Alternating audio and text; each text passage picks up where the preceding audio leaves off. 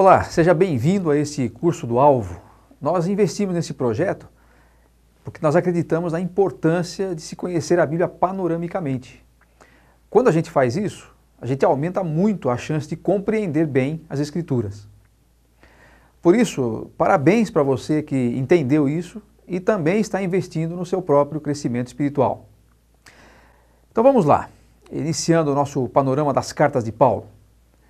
A importância dessas epístolas é óbvia, né? Dos 27 livros que compõem o Novo Testamento, nada menos do que 13, ou seja, praticamente a metade, é de autoria paulina. Nós não vamos discutir aqui a carta aos Hebreus, que alguns consideram ser dele também, mas mesmo sem ela, mesmo sem contar com ela, ainda temos uma ideia da participação quantitativa e qualitativa dos escritos de Paulo. Praticamente toda a doutrina da igreja é desenvolvida por ele nessas cartas. Portanto, conhecê-las bem é essencial para quem quer conhecer o plano de Deus para o seu povo em nossos dias. Também dá para se ter uma ideia sobre o porquê os críticos, especialmente os teólogos liberais, colocam tanta dúvida na autoria, na autoridade e na autenticidade dessas cartas, porque são a base doutrinária do Novo Testamento. Inclusive contém muitos alertas contra os falsos ensinadores, como é o caso desses tais teólogos que eu acabei de citar. O nosso curso não é sobre crítica textual e nem sobre canonicidade, que são assuntos mais ligados à bibliologia. Portanto, eu não vou discorrer aqui argumentos que defendam a autoridade do Novo Testamento. Da nossa parte, vamos apenas reafirmar o que séculos de história da igreja deixaram claro e que a igreja sempre ensinou. Nós entendemos que as cartas de Paulo são inspiradas e têm a autoridade de todas as demais escrituras, como o próprio apóstolo Pedro as considerava. Veja o que Pedro escreveu. Tenham em mente que a paciência de nosso Senhor significa salvação, como também o nosso amado irmão Paulo lhes escreveu com a sabedoria que Deus lhe deu. Ele escreve da mesma forma em todas as suas cartas, falando nelas desses assuntos. Suas cartas contêm algumas coisas difíceis de entender, as quais os ignorantes e instáveis torcem, como também o fazem com as demais escrituras para a própria destruição deles. 2 Pedro 3, 15 a 16. Eu destaco esta frase, como também o fazem com as demais escrituras. Quer dizer, Pedro tratava as cartas do apóstolo Paulo com o mesmo peso e autoridade que um judeu, e agora também a igreja, considerava o Velho Testamento. Isso mostra que tipo de atitude e respeito esses documentos tinham desde o começo.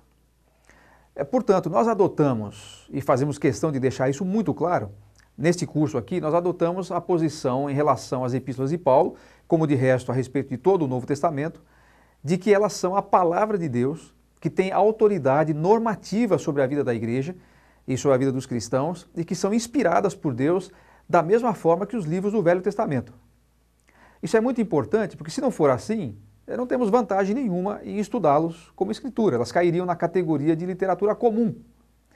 De fato, o grande interesse dos liberais e dos falsos mestres em fazer isso é justamente porque eles conseguiriam introduzir a falsa doutrina, eliminando assim a autoridade apostólica e deixando a gente sem referência doutrinária.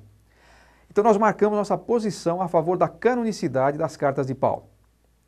Quando nós estudamos o panorama de Atos, nós já vimos a cronologia da vida, das viagens e das epístolas de Paulo.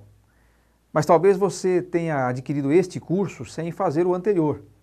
E aí eu recomendo que você faça também o de Atos, que vai te dar uma visão bem mais ampla para estudar as epístolas.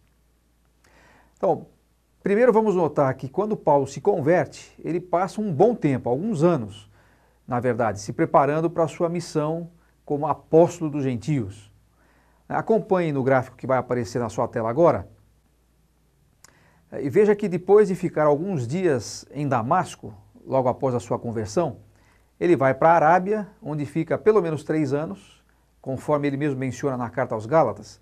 Depois ele volta para Jerusalém e Damasco, quando pela primeira vez ele sofre uma ameaça séria de morte, e aí ele precisa descer escondido pela muralha da cidade e fugir. Aí ele fica um bom tempo, calcula-se entre 9 a 10 anos, em Tarso, sua cidade natal. Durante todo esse tempo, Deus vai lhe mostrando coisas, ele vai criando uma consciência melhor da relação entre o Velho Testamento, que ele conhecia tão bem, e a aplicação do Velho Testamento e das profecias ao Messias. E ele vai elaborando aquilo que vai depois transparecer nas suas cartas para edificar a igreja. Só então é que ele é chamado por Barnabé para ministrar na igreja de Antioquia, aquela primeira igreja gentílica, e de lá ele é enviado para suas viagens missionárias, e é durante o tempo dessas viagens que boa parte das suas cartas é escrita. Agora veja um quadro das cartas de Paulo na ordem cronológica, na sequência que elas foram escritas. Você pode achar esse quadro na página 4 da sua apostila também. Essa cronologia sempre pode apresentar algumas diferenças de autor para autor, porque elas dependem das evidências internas dos livros e também das evidências históricas, que nem sempre são muito claras. Portanto, não se assuste se você encontrar em outras fontes de estudo alguma data diferente.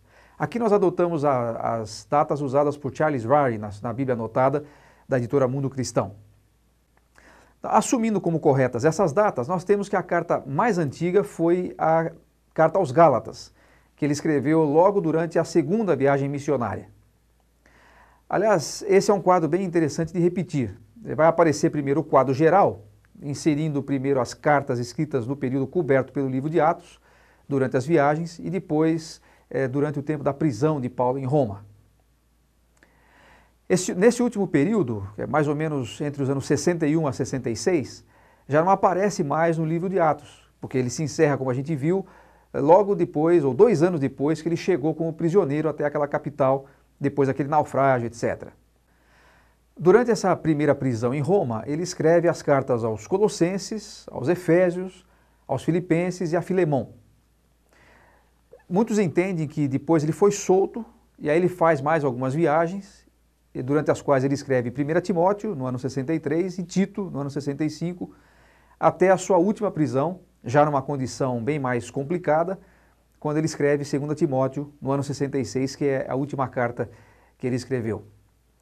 Nós vamos estudar nesse curso as cartas de Paulo com 2 focos em mente. Primeiro, nós vamos estudar as cartas na ordem que elas foram escritas, dessa cronologia que a gente passou. Cronologicamente, elas não seguem a sequência que aparecem na sua Bíblia. Então, fazendo isso e alinhando o contexto histórico em que elas vão surgindo, você vai ter uma visão muito interessante de todas elas. E o segundo enfoque é que nós queremos oferecer um pequeno resumo de cada uma. É claro que isso não esgota o estudo que você precisa fazer delas. Muito ao contrário disso, nossa proposta aqui é apenas dar uma chave para que você depois mergulhe, tirando as lições mais preciosas e as lições fundamentais que elas contêm. As cartas de Paulo continuam atuais e sempre serão, enquanto a igreja permanecer neste mundo. Então, mais uma vez, meus parabéns por terem embarcado nessa nova etapa de estudos e vamos em frente.